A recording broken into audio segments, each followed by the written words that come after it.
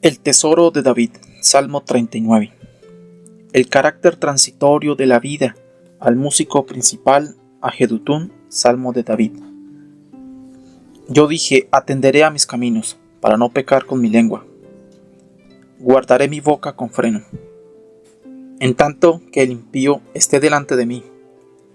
Enmudecí con silencio, me callé aún respecto de lo bueno, y se agravó mi dolor. Se enardeció mi corazón dentro de mí, en mi meditación se encendió fuego. Y así proferí con mi lengua. Hazme saber, Jehová, mi fin, y cuánta sea la medida de mis días. Sepa yo cuán frágil soy.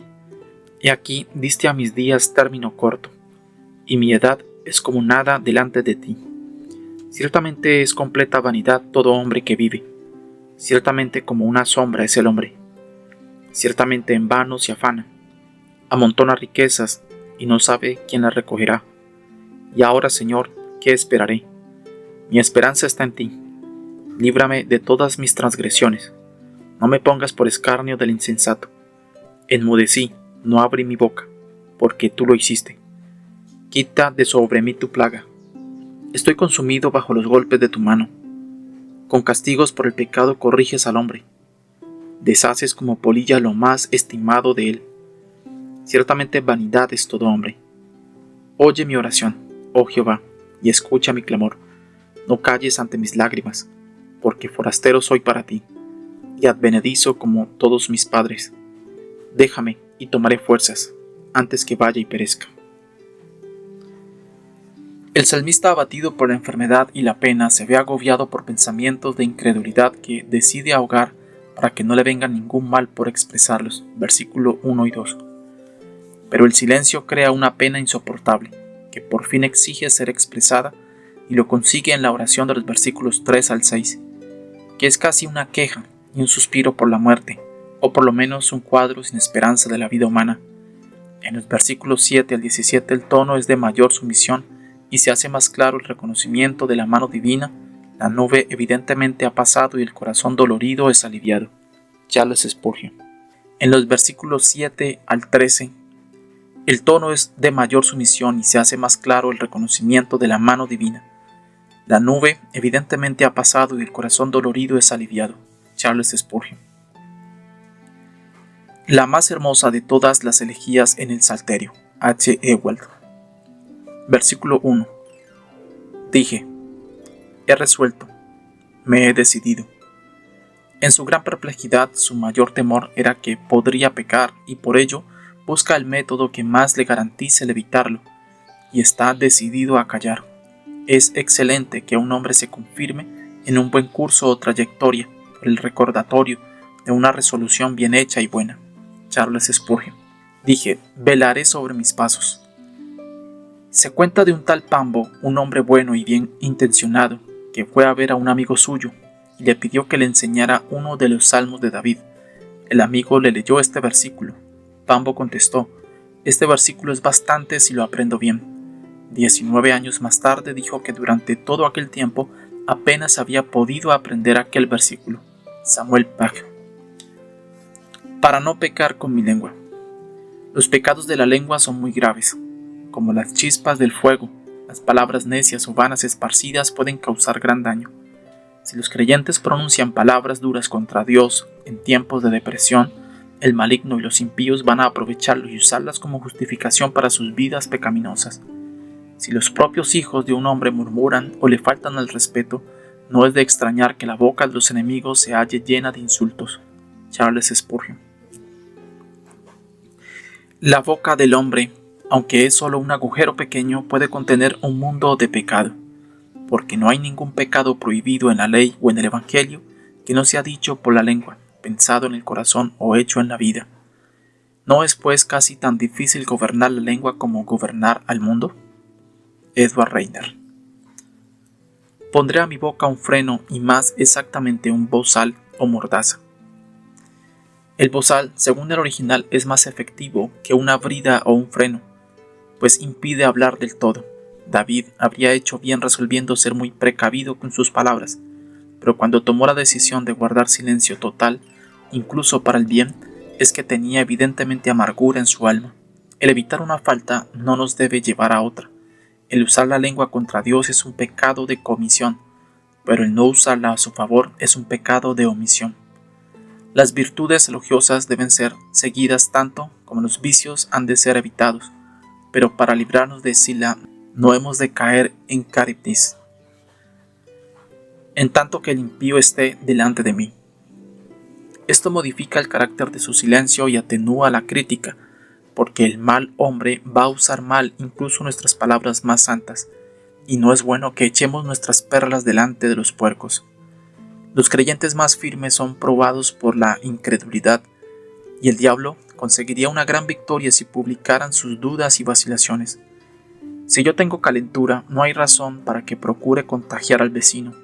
Si hay alguien a bordo enfermo, hay que poner el corazón en cuarentena y no permitir que nadie desembarque en el bote del habla hasta que tenga un certificado de salubridad. Charles Spurgeon. Es una aflicción el verse obligado a escuchar tanta cháchara en este mundo, y es una ventaja el discernirlo y evitar las palabras inútiles. Es sorprendente que los hombres puedan poner en movimiento tanto viento y cuanto más exhalan, más pródigos son en su aliento y su abuso de la paciencia de los demás y descuidados de sus propias conveniencias. William Stroud. Versículo 2. Enmudecí. Hay 7 clases de silencio. Primero, el silencio estoico. Segundo, el silencio político o diplomático. Tercero, el silencio necio. Cuarto, el silencio hosco. Quinto, el silencio forzado. Sexto, el silencio del desánimo. Séptimo, el silencio santo, prudente, gracioso. Thomas Brooks. Guardé silencio y me callé.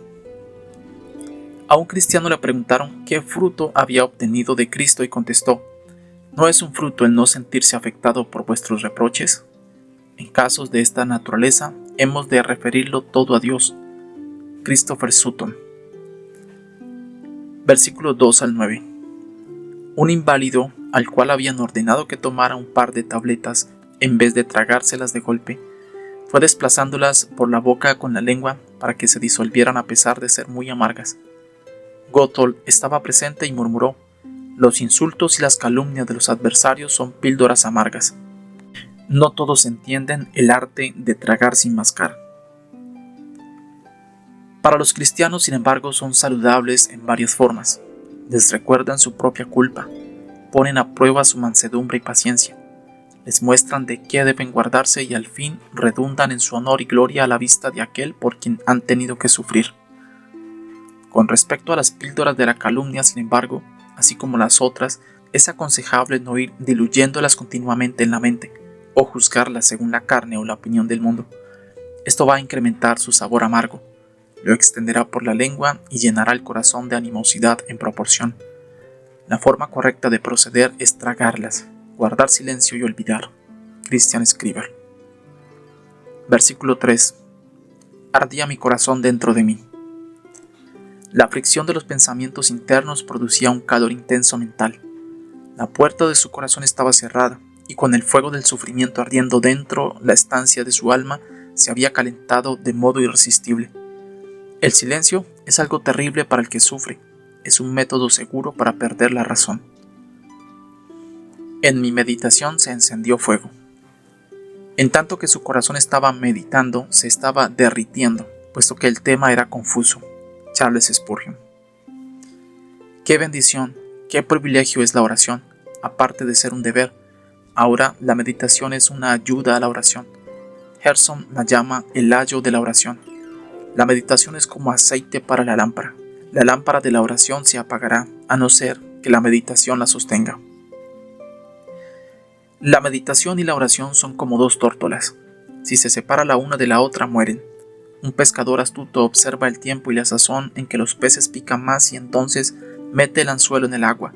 Cuando el corazón está calentado por la meditación, es el mejor momento para echar la caña de la oración y pescar misericordia. Después que Isaac hubo meditado en el campo, estaba preparado para la oración cuando llegó a casa. Cuando el cañón ha sido cargado con la pólvora, está a punto para disparar. Así que cuando la mente está llena de buenos pensamientos, el cristiano está preparado para disparar la oración, y ahora envía ráfaga tras ráfaga de suspiros y gemidos del cielo. La meditación produce un doble beneficio: vierte dentro y fuera. Primero vierte buenos pensamientos en la mente y luego los derrama otra vez en oración. La meditación primero provee el material para la oración y luego prepara el corazón para orar. Thomas Watson. Medita hasta que veas que tu corazón se ha calentado para este deber. Si cuando un hombre siente frío le preguntas durante cuánto tiempo se quedará junto al fuego, te dirá: hasta que me haya calentado y me sienta listo para trabajar. Así que, cristiano, tu corazón es frío. Ponte cerca del fuego de la meditación hasta que sientas tus afectos calientes y preparados para el servicio espiritual. Thomas Watson. Cuando los alguaciles entran por la noche en una casa sospechosa, la primera pregunta que hacen es: ¿cuántos y quiénes son los que están aquí? Así, cuando Dios entra en nuestro corazón oscuro, la pregunta es: ¿qué pensamientos hay aquí? ¿Por qué surgen estos pensamientos en tu mente? ¿No os habéis vuelto jueces de malos pensamientos? Lucas 24:38, Santiago 2:4. Faithful Deed. Proferí con mi lengua. La lengua amordazada rompe las trabas. Va a salir miseria en abundancia. Puedes hacer enmudecer la alabanza, pero la angustia clama y vocifera. Resolución o no, precaución o no, pecado o no, el torrente avasallador se abre paso y lo arrastra todo a su paso. Charles Spurgeon. Versículo 4. Hazme saber mi fin. El salmista quiere saber más de la brevedad de su vida para poder sobrellevar sus males pasajeros, y hasta aquí podemos arrodillarnos con él, pronunciando la misma petición. Pero el que no haya límite a su miseria es un verdadero infierno. El que haya fin a la aflicción de la vida es la esperanza de todos los que tienen esperanza más allá de la tumba.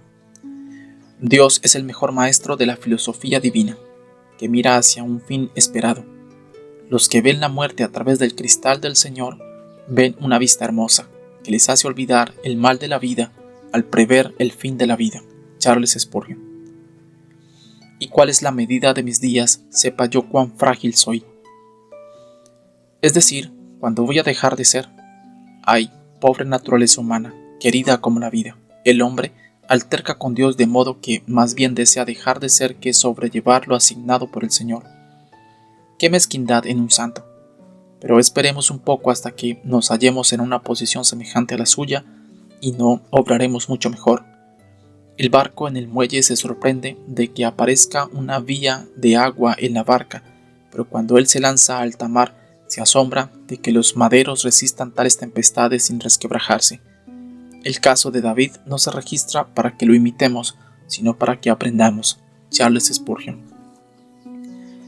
Entre Walsall y Fredsey, en Cheshire, hay una casa o una taberna, edificada el año 1636 con el armazón de roble rellenado con ladrillo.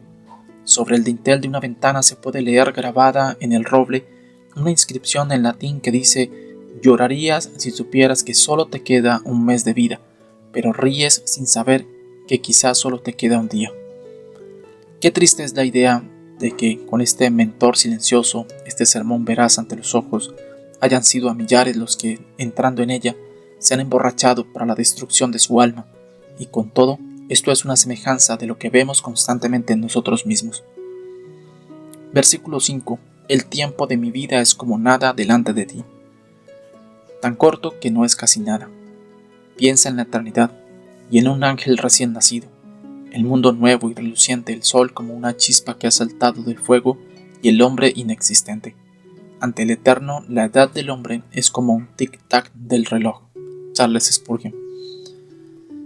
Si un hombre es tan minúsculo comparado con la fábrica del gran mundo, y el mundo en sí tan pequeño que no puede contener al Señor, tan pequeño y ligero que él no siente el peso del mismo en la punta de su dedo, se puede muy bien decir del hombre que no es nada, colocado ante el Señor. Edmund Duffield. Ciertamente es como un soplo todo hombre que vive.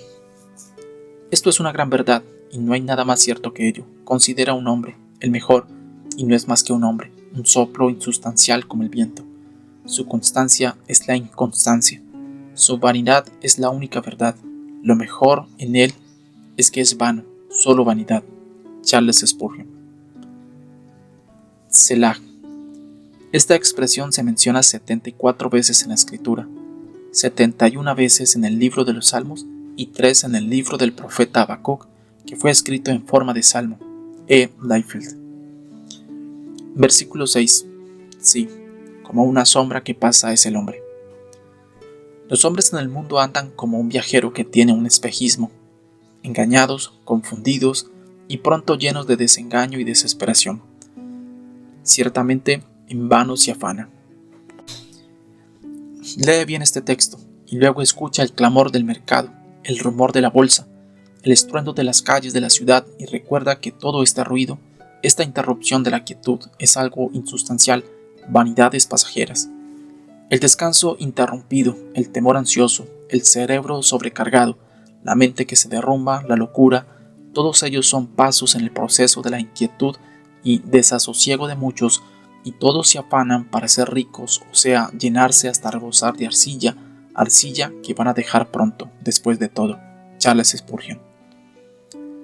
Todo hombre carnal anda en una feria de vanidad, y pese a todo, ¿cómo se envanece de su feria de vanidad? Se inquieta en vano, y es solo vanidad lo que le inquieta. Labora toda su vida por la ganancia de las riquezas, y con todo en la muerte sus riquezas no le aprovecharán. El que mira a un buey que pasta en un prado lozano, llega a la conclusión de que le preparan para la matanza. William Secker. Amontona riquezas y no sabe quién las recogerá.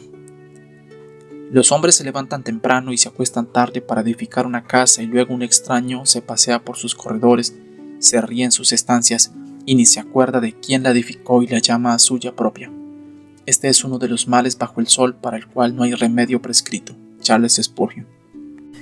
La Trinidad del mundo consiste en 12 honores sin fruto.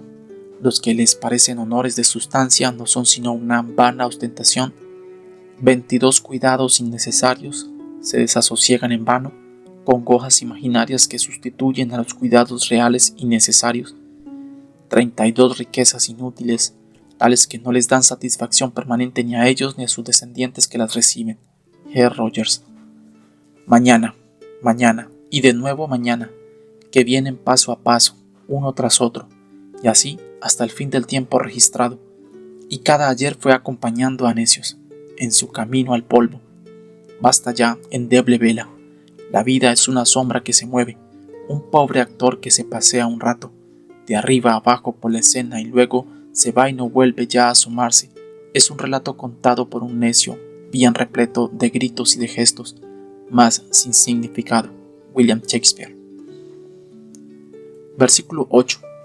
Líbrame de todas mis transgresiones. Es una buena señal cuando el salmista ya no insiste sobre sus aflicciones, sino que pide ser librado de sus pecados. ¿Qué es la pena cuando la comparamos con el pecado? Que el veneno del pecado se ha quitado de la copa y no tenemos por qué temer su amargura, porque lo amargo cura. Nadie puede librar a un hombre de su transgresión más que aquel bendito a quien llamamos Jesús, porque él salva a su pueblo de sus pecados. Charles Spurgeon. No me pongas por escarnio del insensato. Por los placeres carnales de unos pocos días algunos truecan su joya eterna. Por unos granos de tierra amarilla se pierde en la ciudad empedrada de oro y puertas de perlas. Oh necedad sin medida, oh locura inconcebible. Verdaderamente hemos de orar con toda sinceridad, no me pongas por escarnio del insensato. Orígenes, citado por J. M. Neal. Versículo 9. Enmudecí, no abrí mi boca porque tú lo hiciste. Dios está enseñando a sus hijos aquí. Este es el verdadero carácter de sus tratos con ellos. La educación de sus santos es el objeto que tiene a la vista. Es un entrenamiento para el reino. Es una educación para la eternidad. Es la disciplina del amor.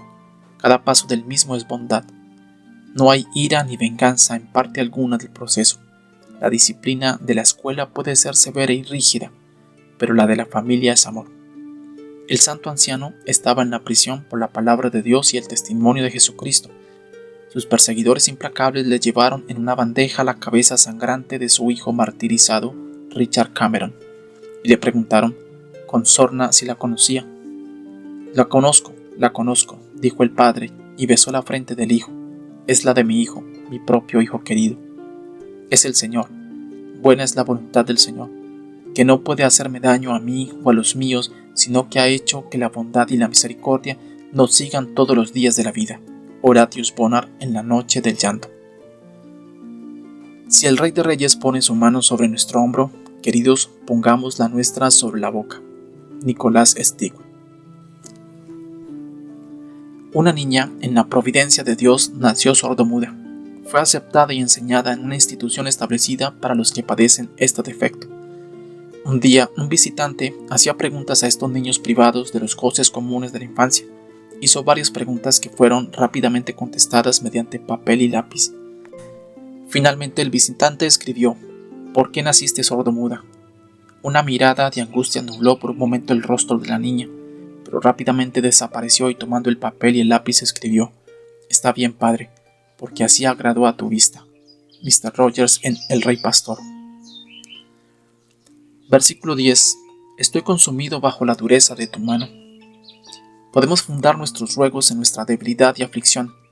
Es bueno mostrar a nuestro Padre las magulladuras que resultan de sus azotes, por si su compasión paternal le aligera la mano y le mueve a consolarnos en su pecho. No es para consumirnos que Él dirige su disciplina, sino para consumir nuestros pecados. Versículo 11. Castigando sus pecados, corriges al hombre. Dios no juega con su vara, la usa a causa del pecado y con vistas a vapulearnos con ella, de ahí que quiere que sintamos los golpes y de veras los sentimos. Y deshaces como polilla toda su belleza. Como la polilla echa a perder la tela y con ello su belleza, agujereándola y dejándola inservible, lo mismo los castigos de Dios descubren en nosotros nuestra locura y debilidad y nos hacen sentir como vestidos viejos, gastados e inútiles. La belleza ha de ser muy poca cosa, cuando una polilla puede consumirla y una reprensión echarla a perder. Charles Spurgeon. Las polillas del oriente son muy grandes y hermosas, pero de corta vida. Después de unos chubascos, estos espléndidos insectos se ven revolotear en la brisa, pero el tiempo seco y sus numerosos enemigos pronto los eliminan. Del mismo modo, la hermosura del hombre se consume, como la de este hermoso insecto, vestido en sus ropas de púrpura, escarlata y verde. John Quito. Algunas mariposas solo viven unas 24 horas. ¡Qué tragedia para la que nace en un día lluvioso! Anónimo. Sin duda, como un soplo es todo hombre. ¿Qué es la grandeza? ¿Podemos adscribirla al hombre independiente de sus cualidades como ser inmortal? ¿O de sus acciones independientemente de sus principios y motivos? Así pues, el relucir de la nobleza no es superior al plumaje de un pavo real, ni el valor de un alejandro a la furia de un tigre, ni los deleites sensuales de Epicuro a los del animal que merodea por el bosque. Ebenezer Porter. Versículo 12. Oye mi oración, oh Jehová. Ahora, en esta oración de David hallamos tres cosas que son tres calificaciones para las oraciones aceptables. La primera es la humildad, la segunda son el fervor y la insistencia, la tercera es la fe. El que va a Dios es menester que crea que existe y que es galardonador de los que le buscan con diligencia, dice Hebreos 11:6. Y ciertamente como el que va a Dios ha de creer esto, el que lo cree no puede por menos que acudir a Dios. Condensado de Robert Langton. No te hagas sordo a mis lágrimas. Las lágrimas hablan con más elocuencia que 10.000 lenguas. Actúan como llaves en los departamentos de los corazones tiernos y la compasión no les niega nada si a través de ellas el que llora mira las gotas de la sangre de Jesús. Porque forastero soy junto a ti, no para ti sino junto a ti. Como tú, Señor mío, un extraño entre los hijos de los hombres, un extraño para los hijos de mi madre. Dios hizo el mundo, lo sustenta, lo posee y con todos los hombres le tratan como si fuera un intruso y extraño. Y como tratan al Señor así tratan a sus siervos. No es sorprendente que seamos desconocidos. Estas palabras pueden también significar: yo comparto la hospitalidad de Dios como un extraño hospedado por un anfitrión generoso. Charles Spurgeon. Por más que estén bien establecidos, este es el temple de los santos sobre la tierra, el considerarse como extraños. Todos los hombres son en realidad extraños y forasteros, pero los santos disciernen mejor y lo reconocen de modo más franco. Los hombres malos no tienen morada permanente en la tierra, pero esto va contra sus intenciones. Su pensamiento y su deseo interno son que puedan vivir para siempre. Son extraños contra su voluntad. Su habitación en el mundo es incierta y no pueden evitarlo. Thomas Manton. Versículo 3. Déjame y tomaré fuerzas antes que me vaya y perezca. El hombre en su estado corrupto es como Nabucodonosor. Tiene un corazón de bestia que solamente anhela la satisfacción de su apetito sensual, pero cuando es renovado por la gracia, entonces recobra el entendimiento. David hasta aquí no se ha recobrado todavía de aquel pecado que le puso en un nivel tan bajo como podemos percibir en los versículos 10 y 11. Y el hombre bueno no puede pensar en morir, aceptando el hecho, hasta que su corazón está en condición más santa. Y para la paz del Evangelio, serenidad de la conciencia y gozo interno, toda falta de santidad es como veneno para los espíritus que la beben. William Gurnall.